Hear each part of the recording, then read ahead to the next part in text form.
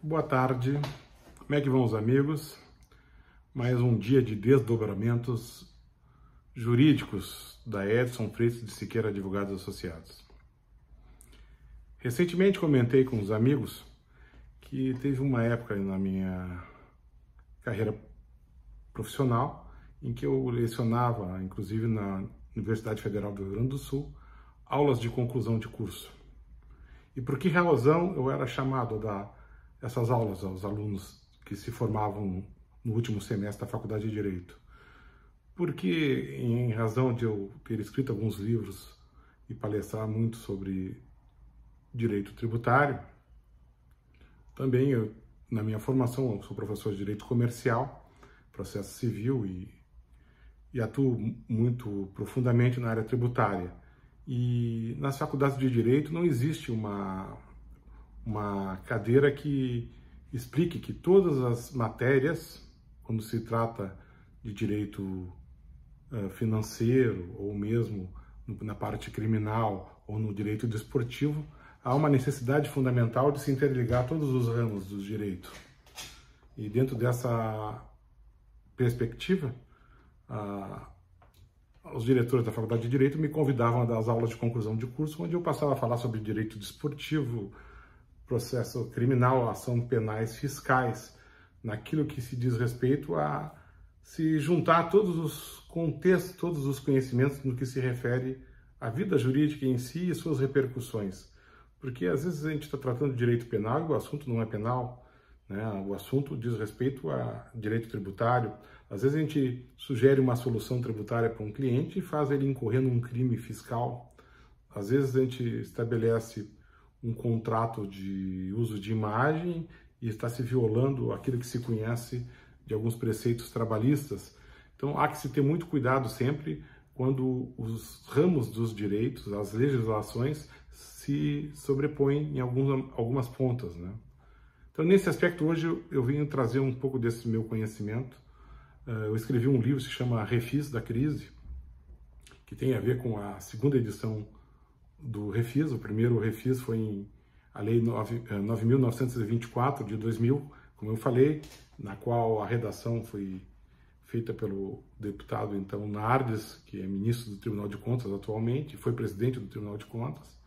Ele encaminhou um projeto de lei e isso foi em cima, inclusive, de um estudo que eu realizei, e esse projeto de lei eu auxiliei o Congresso Nacional a elaborar.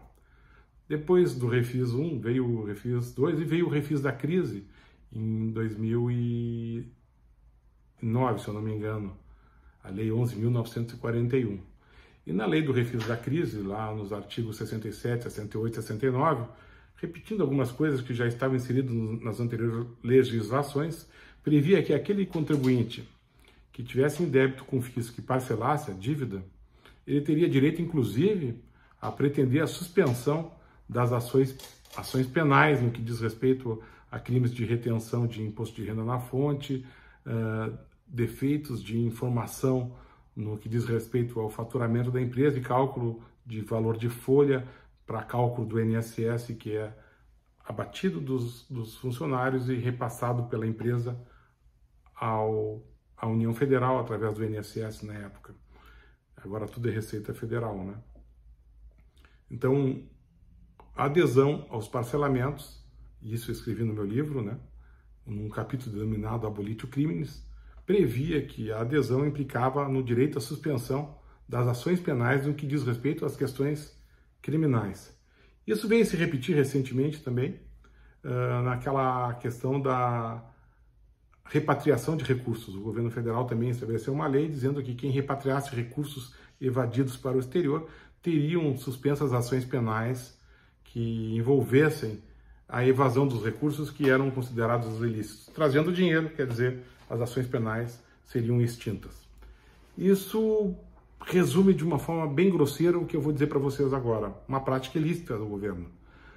Eu escrevi no livro Débito Fiscal alguns conceitos sobre sanção política que hoje ainda são adotados por súmulas do Supremo, onde diz que o Estado não pode coagir o contribuinte a pagar impostos, senão por aqueles meios normais, que é a execução fiscal, a cobrança, a autuação.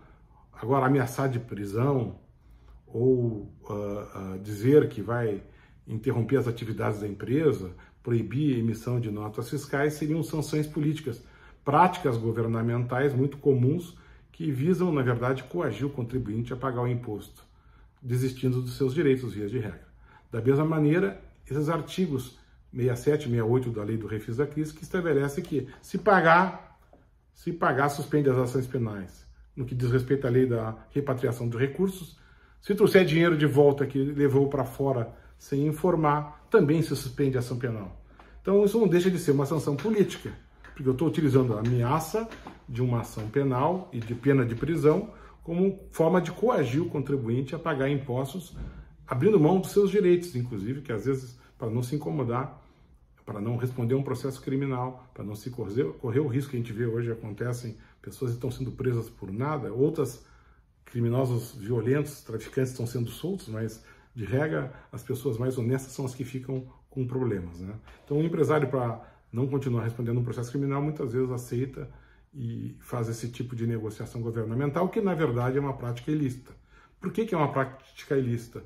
Porque a legislação penal brasileira estabelece que, no artigo 2º, que uma lei mais benéfica que ocorra posteriormente a uma prática de um crime, que descaracterize aquele interesse da sociedade em punir alguém pelaquela prática como se um crime ou fosse, essa, vamos dizer assim, penalização da lei, do crime, ou a diminuição da gravidade do crime por lei posterior, faz uma abolição, um abolitio criminis, um perdão do tipo penal, de forma que o juiz, o julgador, que estiver ali buscando responder uma denúncia do Ministério Público quanto a algum ato ou prática de um contribuinte, se inventa uma lei mais branda e dizer que aquilo não é crime, ele é obrigado a parar aquela ação penal e dar uma sentença de absolvição pelo princípio do abolitio criminis. E isso é muito sério no Brasil, por quê? Porque nós temos a ordem jurídica interna, que é o nosso Código Penal, o Código Tributário, essas leis de refis que eu falo para os senhores, que são aquelas leis que se aplicam dentro do Brasil e os tribunais são obrigados a seguirem essas normas. Essa é a ordem jurídica interna. E também há a ordem jurídica externa, que também se aplica no Brasil no que diz respeito a tratados e convenções. E o Brasil aderiu ao Pacto de São José de Costa Rica, e esse pacto tem uma série de artigos, entre eles o artigo 3º, artigo 27, que estabelecem que o Estado que for participante do Pacto de São José de Costa Rica é obrigado a trazer essa norma de ordem jurídica externa para aplicação dentro do seu próprio país. E o Brasil aderiu a esse pacto e com ele concordou. Então, essa lei internacional vige com igual força a nossa Constituição. Por isso, quando se faz um tratado internacional, vai para o Congresso ser aprovado, e foi aprovado e sancionado. E diz essa lei que não se pode ameaçar nenhum contribuinte com pena de prisão ou prisão com o propósito de cobrar impostos. E que qualquer lei que assim estabeleça, ela é considerada como uma norma ilícita, que deve ser excluída do ordenamento jurídico interno.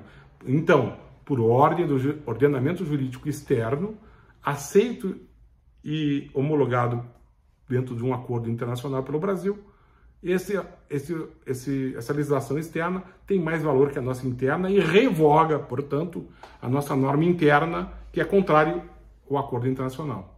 Então, eu tenho sempre ajudado muito os colegas da área criminal quando produzem defesas para empresários ou pessoas físicas com problemas fiscais, de crimes fiscais, de retenção, de evasão, de defecção na informação, no envio de informações fiscais, e são processados e utilizam de parcelamento para tentarem suspender essas ações penais.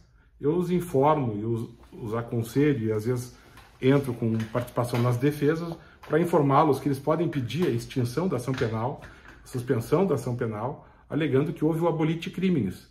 Por uma ordem jurídica externa, que o Brasil aderiu, se considerou que todas as normas que dizem respeito à ameaça de prisão ou aplicação de pena de prisão com o propósito de arrecadar imposto são normas que devem ser revogadas.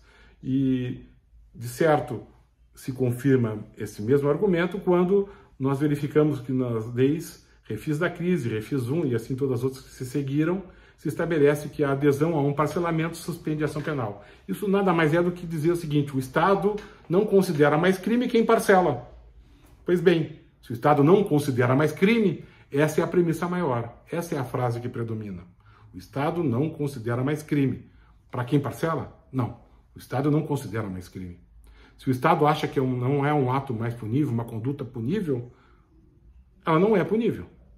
Então, por esse aspecto, todos os empresários, todas as pessoas físicas que são demandados e acusados em ações penais têm essa linha de defesa para a aplicação da ordem jurídica externa. O Tratado e o Pacto de São José de Costa Rica, que tem a ver com o Acordo Internacional de Direitos Humanos, estabelece que essas normas são ilegais. Então, há que se pleitear nas ações penais fiscais a absolvição, a extinção das ações penais por habeas corpus, por defesas prévias, por alegações finais, em recursos em qualquer fase do processo, mesmo para aqueles clientes que já estejam condenados. Inclusive, eu posso buscar a extinção da pena através de uma ação rescisória e anular aquela sentença condenatória e legítima, porquanto contrário a esses princípios que eu coloquei aos senhores. É o princípio da abolitio criminis.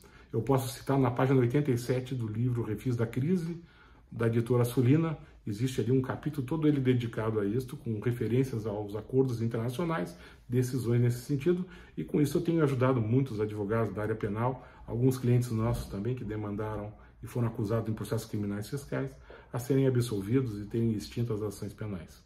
Hoje é uma mensagem que deve ser dada, porque quem mais sofre ação penal hoje, de forma ilegítima, eu considero, são os empresários, é aqueles que empreendem, aquelas pessoas físicas que empreendem e por essa razão se arriscam.